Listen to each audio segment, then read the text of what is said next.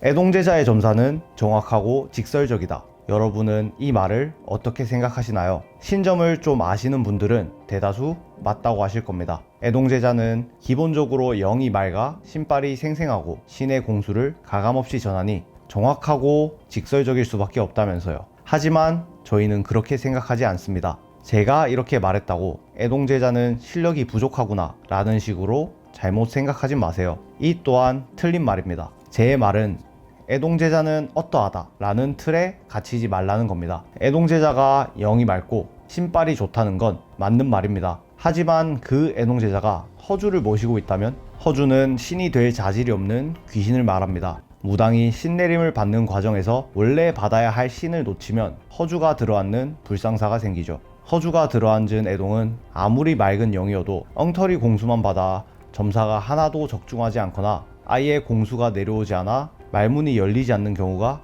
파다합니다. 사람들이 기대하는 것처럼 정확하고 직설적인 면모를 가진 애동제자를 찾고 싶다면 저라면 애동이 모시고 있는 신을 볼 겁니다. 제 경험상 강한 신을 모시고 있는 애동일수록 실패 확률은 낮았습니다. 계급이 높은 신일수록 압도적인 연기를 가지고 있고 그 기운을 아무렇게나 낭비하지 않기에 한 번에 핵심을 꿰뚫는 날선 공수를 줍니다. 애동이 기도와 공부로 맑은 영을 잘 유지해 그 공수를 잘 받기만 한다면 점사는 자연히 정확하고 날카로워집니다. 이번에 소개해드릴 천하선녀님은 높은 계급의 대신을 8분이나 모시고 계셨습니다. 매년 제 신년 운세를 책임져 주시는 도사 선생님이 소개해 주신 분입니다. 선생님께서 최근 알게 된 애동제자가 있는데 이 애동은 남들이 한 분만 모셔도 벅찰 신이 줄줄이 들어왔다. 내 주변에 이런 케이스는 없었다 라고 하셨습니다. 올해는 자신이 아니라 천하신녀님께 신년 운세를 받아보라 권하셨습니다.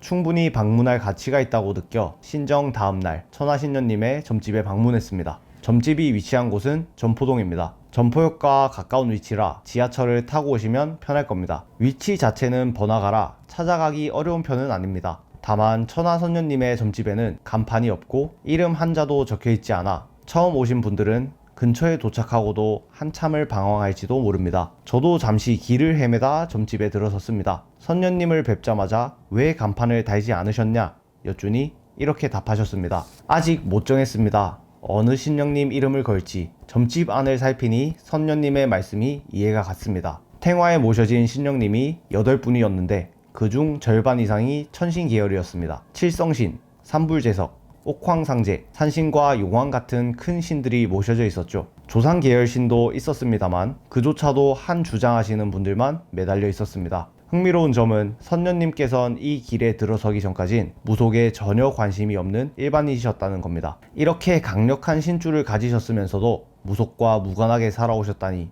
놀라울 따름입니다. 본격적인 점사를 보기 전 천하선녀님께선 손님과 함께 절을 하고 손님에게 오방기를 뽑게 합니다. 점집에서 손님까지 절을 하는 게 흔한 경우는 아닙니다. 오히려 귀문 열린다며 손님이 함부로 절을 하는 것을 싫어하는 무당도 있는데 선녀님처럼 신께 보이는 예의를 중요시하는 무당은 손님과 함께 절을 올리기도 합니다. 이 절은 신께 정성을 표현하는 행위이자 점사를 잘 봐달라 인사드리는 행위, 신으로부터 더 자세한 공수를 전해드리려 하는 행위입니다. 손님이 절을 올리며 고민을 신께 빌면 신은 그 고민에 관한 공수를 무당에게 내립니다. 이를 통해 무당은 손님이 말하기 전부터 첫 공수를 받는 것이죠. 올해 을사년을 생각하며 오방기를 뽑자 초록색이 나왔습니다.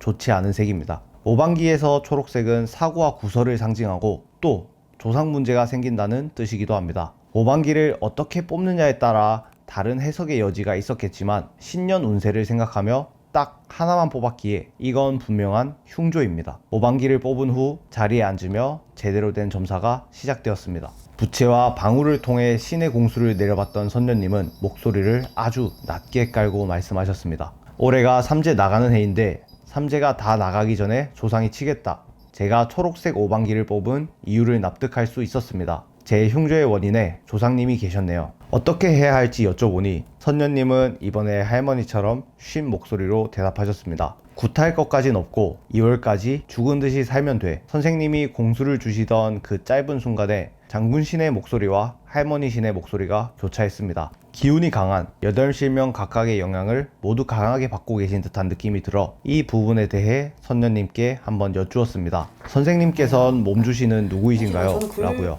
선녀님은 매 순간 상황이 달라진다고 하셨습니다. 아까는 백마 장군이 오셨다가 갑자기 대신 할머니가 왔다 갔다며 신이 수시로 바뀐다고 하셨죠. 그러더니 사실은 아직 몸주신이 정해지지 않았다고 말씀하셨습니다. 8분이나 되는 강력한 신명이 함께 계시다 보니 한 분만 주체로 모시기가 어려워 지금은 균형을 잡는 과정에 있다고 하셨습니다. 약간 우려가 되었습니다. 강한 신을 모시는 건 좋지만 그것과 몸주신이 정해져 있지 않은 건 다른 문제입니다. 저는 몸주신이 정해져 있지 않으면 안 좋은 점이 더 많다고 생각하는 편입니다. 무당은 몸주신이 누구냐에 따라 점사의 방향성이나 전문 영역이 정해지기 때문이죠. 아무리 강력한 신령들이라 해도 여러 신명을 두면 신마다 전하는 공수가 달라 일관성이 떨어지게 됩니다. 그래도 긍정적인 측면도 있었습니다. 어떤 애동제자들은 신의 말씀이 들리지 않아 손님도 받지 못하고 매일 기도에만 매달리는데 선녀님께선 반대로 신의 말씀이 많이 들리는 상황인 거니 어찌 보면 다른 애동보다 유리한 조건을 갖추신 셈입니다. 아직 신내림을 받은 지 1년도 채 되지 않으셨으니 앞으로 실력을 쌓으며 점차 갈피를 잡으실 겁니다. 점사는 전반적으로 제 2025년 대운을 중심으로 흘러갔습니다. 조상님의 영향이 강하게 미치는 해라 마냥 좋은 해가 되진 않을 거라 솔직하게 말씀하셨고요. 사람에게 치이는 해다. 2월까지 조심해라. 하반기부터 횡재수가 들어온다. 등등 구체적인 답을 주셨습니다. 질문을 드리면 즉각 점사를 주시는 편으로 여러 신명께 받은 공수를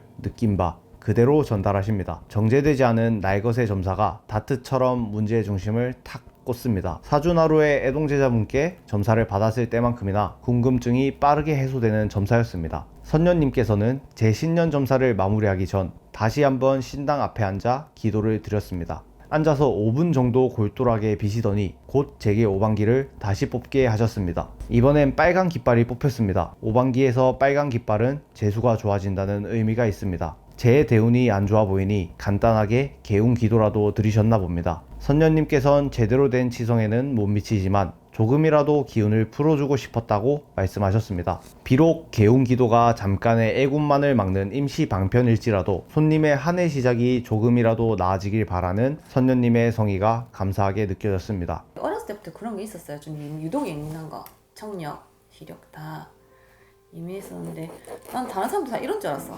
이렇게 풍파가 원래 많이 사는 줄 알았는데 그때부터 완전 무너지대요. 돈 다 날라가고 아버지 돌아가시고 넘어졌는데 여기 다 부러지고 골반이 이제 마지막에 빠지기 시작했었는데 이유 없이 검사해보도 안 나오고 그러고 나서 아버지 돌아가시고 이제 우르르 쾅쾅 3제까지 눈 떠보니까 이게 돼 있었어요. 저는 이제 6개월 좀 지났어요. 6월 말에 받았으니까. 남편분이 좀 엉망이신 분이 계셨는데 애도 겁주고 와이프도 겁을 줘서 이제 둘 다 이렇게 그냥 놨더라고요, 마음을. 그래서 그분이 이제 힘을 좀 갖게끔 제가 좀 도와드렸어요. 이런 연기도 빼드리고 있잖아요. 저도 반대로 하자고 해서 이 누구 나발이고 약간 도와줘야겠다는 생각이 드는데 그분이 나중에는 나한테 이렇게 돈을 가지고 와서 부적도 부탁하시고 점점 바뀌는 모습, 엄마로서 그 힘이랑 용기도 가지시는 모습들 있잖아요. 변화되는 모습. 너무 겁이 많으셨던 분인데 좋은 변화를 보면서 제 기억에 지금은 남아요. 긍정적인 효과를 가장 드렸던 분도 아닐까 싶기도 하고. 기승전 굿은 아니에요. 이리저리 막아보고 솔직히 돈이 남아도는 사람이 어디 있습니까? 돈 많으신 분들이 굿하시면 되지만 벼랑 끝에 와가지고 왔는데 굿하라는 거는 희망 고문밖에 안 돼요. 뭘로 막아보고 해보고 정 안 되면 이게 어떻게든 굿으로밖에 안 되는 거를 말씀드리는 게 난 맞다고 보는데 전부 굿으로 몰고 가는 분들이 조금 많은가 보더라고요. 근데 그분들만의 어떤 보는 방식이 다르겠지만 그거는 좀 아닌 것 같습니다. 사실. 선생님께 사주나루와 함께 하시겠냐 제안드리니 긍정적으로 생각해 보겠다는 대답이 돌아왔습니다. 나를 찾는 사람이 있다면 대면이든 전화든 수단은 중요하지 않은 것 같다고 하셨고요. 상황이 좀 더 안정되고 나면 전화 상담을 시작하고 싶다고 하셨습니다. 언제든 하고 싶을 때 하셔라 말씀드렸고 아마도 봄이 되기 전에 사주나루에서 만나뵐 수 있을 것 같네요. 지난 한 해 점집 답사기를 통해 많은 점집에 방문했습니다. 지금까지 영상으로는 23개의 점집을 소개해드렸지만 영상으로 기록하기 전부터 방문했던 점집, 소개하기 애매해 굳이 공유해드리지 않은 점집까지 헤아리면 최소한 60곳은 다녔습니다. 전국에 갈만한 점집은 다 가봤다 생각이 들면서도 이렇게 원석 같은 무당분을 만나 뵙고 나면 사주나루가 만날 무속의 세계는